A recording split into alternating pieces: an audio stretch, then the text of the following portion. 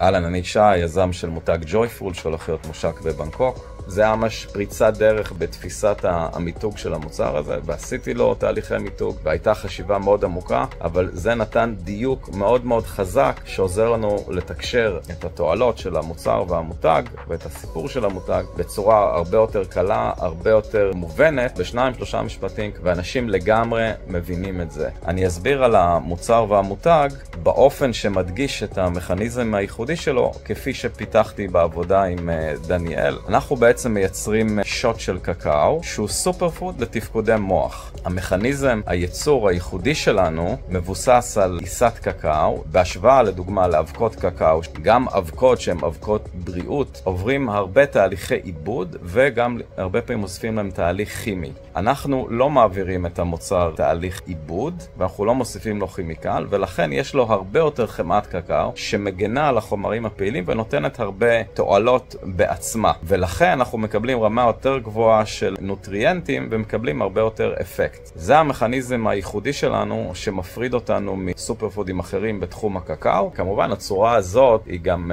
תעבור דרך משפיענים, באתר, בפוסטים. המהות הבסיסית של המוצר שמפרידה אותו מאחרים. ממליץ על התהליך הזה עם דניאל. שיהיה בהצלחה.